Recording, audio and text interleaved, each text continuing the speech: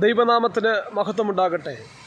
ഈ മനോഹരമായിരിക്കുന്ന സമയം ഞാനായിരിക്കുന്നത് Queen Elizabeth Olympic park അഥവാ ലണ്ടൻ ഒളിമ്പിക് പാർക്കിൻ്റെ കവാടത്തിലാണ്. 2012 UK വെച്ച് ഒളിമ്പിക്സ് നടന്ന സ്ഥലമാണ്. സ്ട്രാറ്റ്ഫോർഡിനടുത്തുള്ള പ്രദേശമാണിത്. ഒളിമ്പിക്സിൻ്റെ ചരിത്രം എന്ന് പറയുന്നത് തന്നെ, അല്ലെങ്കിൽ അതിൻ്റെ ഉദ്ദേശം എന്ന് പറയുന്നത്, ലോകരാജ്യങ്ങൾ തമ്മിലുള്ള സൗഹൃദം, ഐക്യത എന്നിവ മുന്നോട്ട് കൊണ്ടുപോകാൻ വേണ്ടിയാണ്.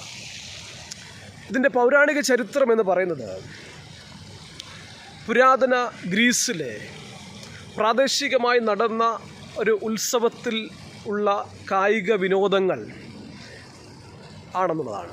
അത് പിന്നീട് ലോകപ്രശസ്തമായിരിക്കുന്ന ഏറ്റവും വലിയ കായിക മത്സരമായി ഒളിമ്പിക്സായിട്ട് മാറി.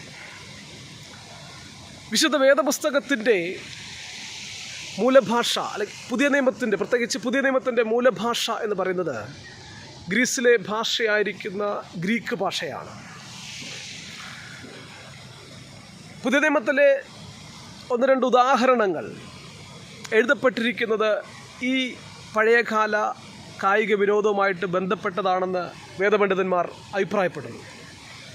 പ്രത്യേകാൽ ഫിലിപ്പിയർക്ക് എഴുതിയ ലേഖനത്തിലെയും 2 തീമോത്തിയോസിന് എഴുതിയ ലേഖനത്തിലെയും ഒക്കെ 1-2 കാര്യങ്ങൾ എടുത്തുദ്ധരിച്ചിരിക്കുന്നത് അതിങ്ങനെയാണ്: ഒരുവൻ മത്സരത്തിൽ പങ്കെടുത്താലും വ്യവസ്ഥ പ്രകാരമല്ലെങ്കിൽ കിരീടം ലഭിക്കുന്നില്ല.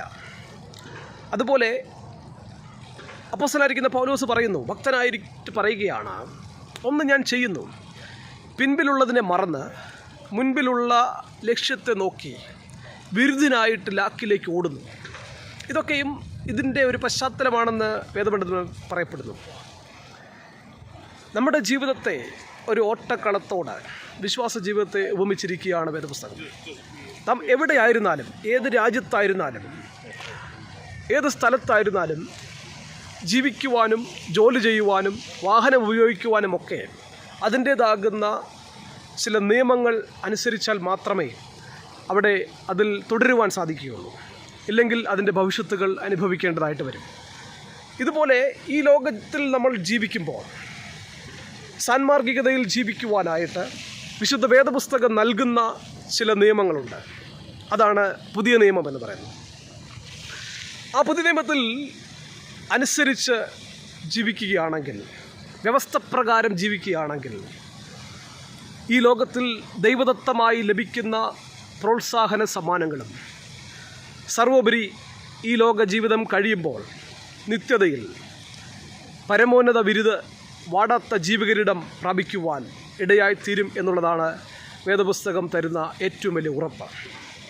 ഈ മനോഹരമായ സമയം എന്നെ ശ്രമിക്കുന്ന നമുക്കെല്ലാവർക്കും ഈ ലോകത്തിലും വരുവാനുള്ള ലോകത്തിലും ദൈവികമായിരിക്കുന്ന ജീവകിരീടം ലഭിക്കുവാൻ ഇടയാകട്ടെ എന്നുള്ള ആശംസയോടെ ചെറിയ ചിന്തയിൽ ഒരുമിക്കുന്നു. ദൈവം അനുഗ്രഹിക്കട്ടെ. ആമേൻ. Praise God.